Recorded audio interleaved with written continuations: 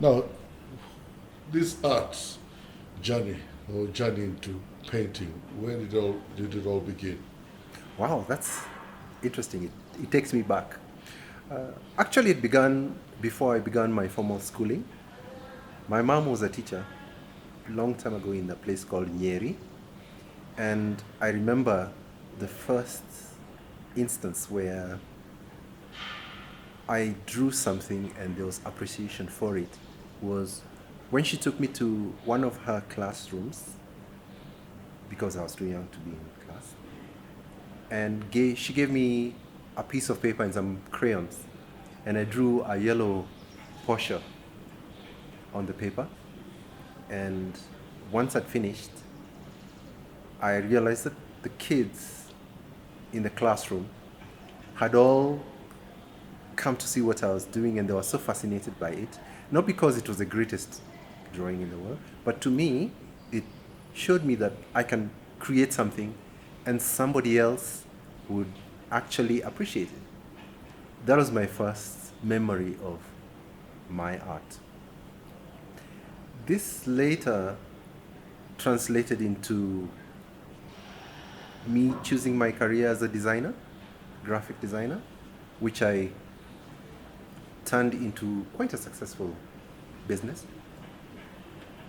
Then in the 90s, 1991, I had a solo exhibition where I exhibited watercolor paintings at Trade Bank Center, now defunct.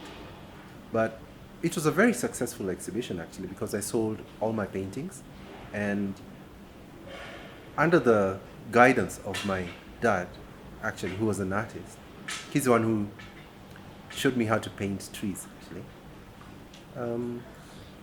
I was quite inspired to continue with my art, but life happens and my career took over, and I kept saying, I'll keep coming, I'll do some artwork someday. Well, couple of years later, I think it was 2013,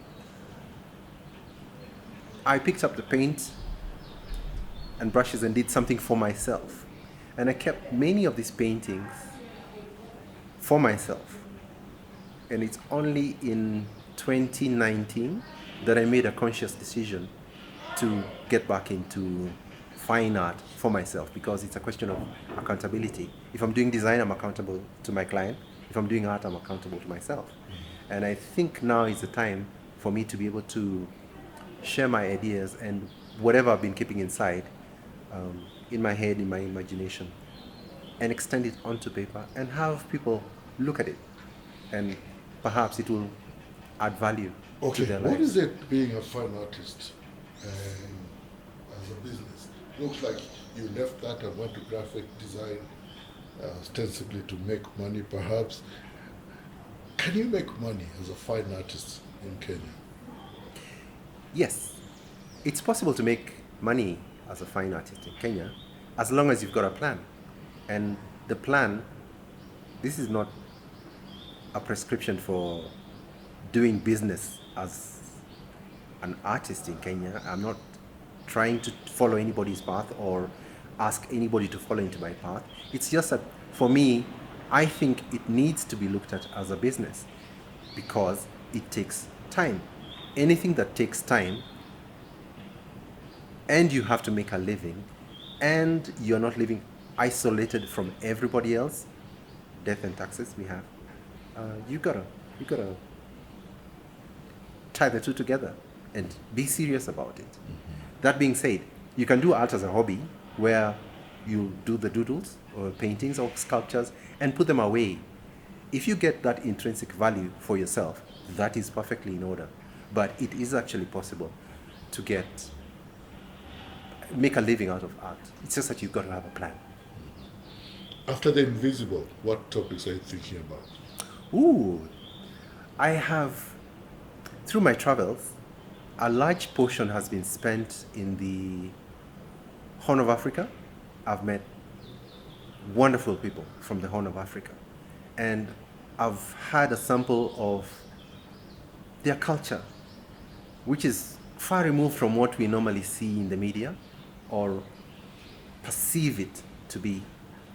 So next year there'll be a series of paintings and sculptures from the north, from my inspiration about people in the Horn of Africa. And it will be totally different from what you've seen prior. Any hints? Somalia comes to mind. I'll leave it at that. Okay. Parting shot.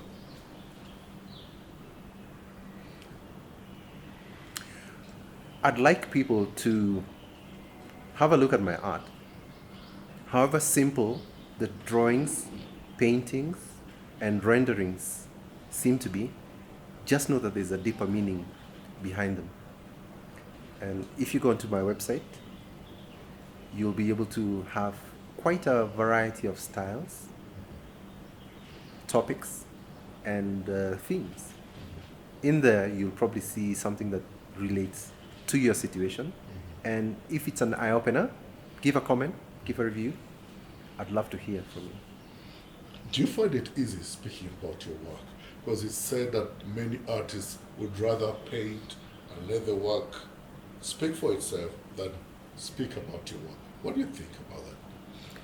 I think it's important for artists to use oratory skills to speak about their work because it's an additional form of expression and it adds value. It's not paint-splaining every single painting. It's just that sometimes a deeper meaning might need to be, how shall I say, emphasized. So at the end, when somebody purchases a painting and hangs it on their wall, they will not have a tag at the bottom saying exactly what the painting is, not even a title. But for the person who is immersed in that painting as a collector or as an art buyer, will remember what the artist said about it. So it's important, yes, to have those oratory skills attached to their artworks. Yes. Finally, they say artists are people with a lot of pain that they try to release through their work. Is that true? Well, I've heard something similar. I've heard that you cannot create unless you're in a certain state of depression. Or if you're euphoric, you cannot be able to create a piece. But I think that's as diverse as human beings are. There are some artists who, only when they're in a gloomy and a melancholy mood, that's when they paint something.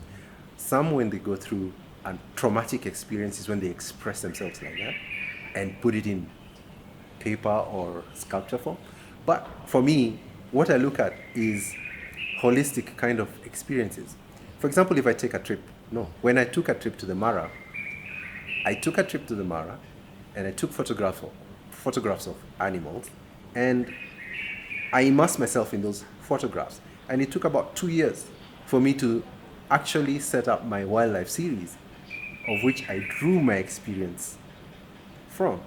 So it's not always trauma. It's not always, there has to be something disastrous that's happened. Yeah? It's about experience. If your experience is trauma and you paint it, well and good, fine. Project yourself that way. But as for me, I look at it in a slightly different form. Lastly, how do you think society perceives artists? I don't think society values artists in this particular region at all.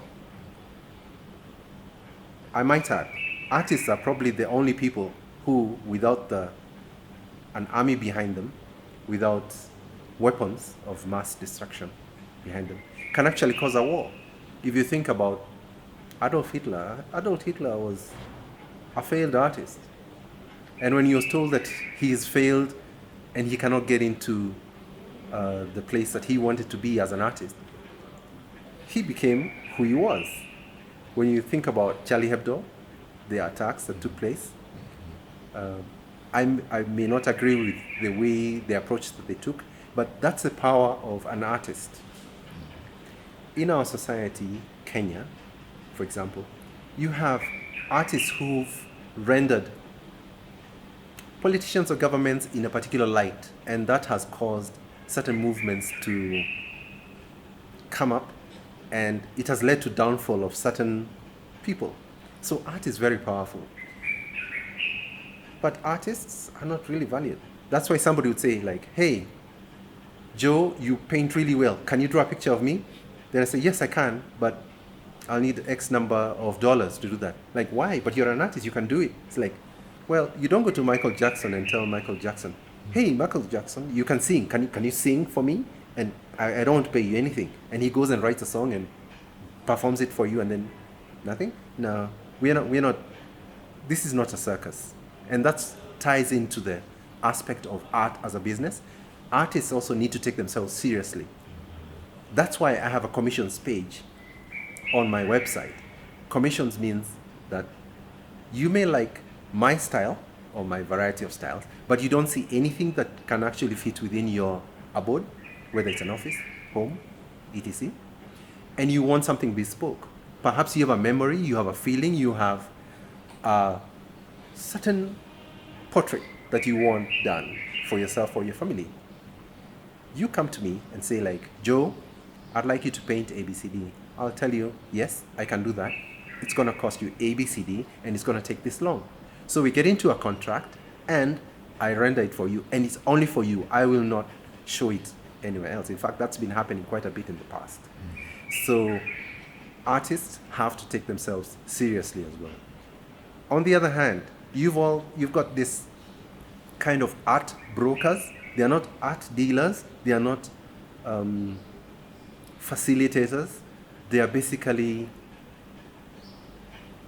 I'll call them con artists in the broadest sense of the word, because they claim to represent artists, and I'm not painting they know who they are. I've come across some of them. They claim to represent artists and their art, but what they do is just take advantage. But I guess that's normal in any industry. You could name 1 million people who are in that kind of category. So, yeah. If you had a tagline that would promote art, what would that be? Wow, now you're taking me to branding, and that's an ambush. Interesting challenge. I'll have to think about that, because I need to give an intelligent answer. Okay.